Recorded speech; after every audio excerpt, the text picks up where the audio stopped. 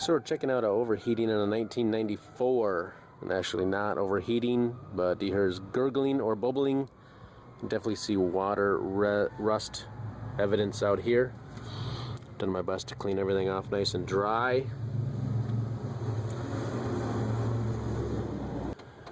Just trying to get a good look at the radiator cap, because it seems to me that it was a bit wet out here. There was some spray over here.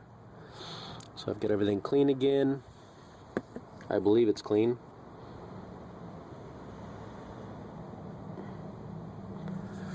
And dry. So we're going to go for a test drive and see what it looks like underneath here when we get back.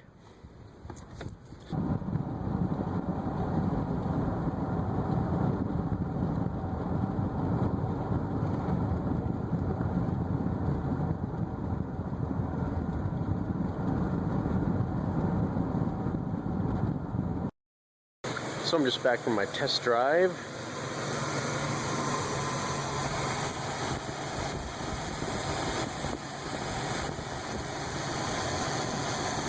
And we can see moisture.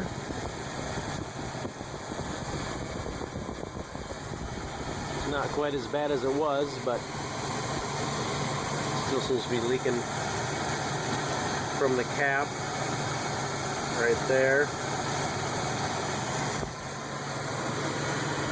You can actually hear a little thumping in here too, like it's almost kind of sort of overheating a little bit. Kind of weird. Gauge is not reading overheating. So as I may have not mentioned, I was looking at this Ford Explorer, and when it was running it was getting hot as far as it was up to operating temperature, and I could put my hand on the hose, though not for very long because it was pretty hot. You can actually feel it thumping like it was boiling inside. It'd be thump, thump, thump, thump, thump. But with my infrared gun it was only reading 180, 190 degrees, so that was not really truly overheating. The temperature gauge was reading normal. So my first guess, hopefully it was educated guess, was that the coolant was not at the proper mixture. It was probably mostly water. It looked green-ish, but so I grabbed my tester for coolant level. We'll go over there right now. This actually just has water in it because I'm checking it out. That seems to be pretty accurate. So this says boiling point with 15-pound pressure cap, so we have to assume that your cap is working. This car's had a couple new caps on it apparently. So we can see the arrows down here. That's 257 degrees Fahrenheit. So some kind of area down here is less than that. Now we know the thermostat opens at 190, so that can't be overheating. And some cooling fans will actually come on around 220. 230, somewhere in there is when cooling fans usually come on, so it shouldn't be boiling at that point either in a car. So here's water, and actually when I had my mixture from this vehicle it wasn't much better. It was probably up here somewhere, but it definitely wasn't up in that area. If you turn it around you can see the protection level on here. So right now water is not good. I'm assuming water is going to be at plus 32 degrees. Is that fair to say?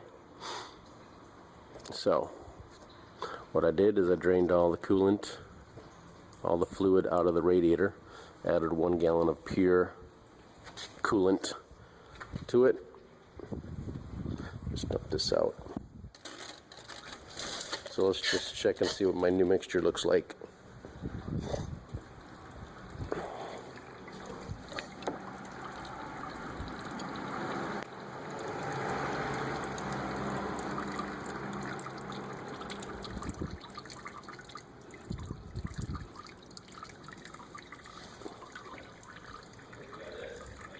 This is the mixture that ended up with after I put a gallon of pure coolant in there. So now it's up to 269 degrees boiling point, minus 45 degrees, so this is a great mixture of coolant, I would say, the proper amount. We're going to do some other work to this vehicle, but I took it on 3 test drives and ran it in the shop and never had the boiling, thumping sound in the engine. So I'm calling it fixed. And the reason is that the coolant protection level was not right.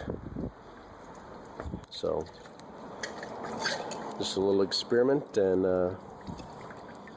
there you go. I don't know what else to say, but if you have a problem with thumping noises in your engine, but the temperature gauge seems to read all right, maybe you need to check your protection level of your coolant. Always try and make sure it's a 50-50 mix. That is optimum level, as it always says on the back of most every coolant jug that I know of. There you go, a little bit of information on coolant protection and what can happen if you don't have it set right.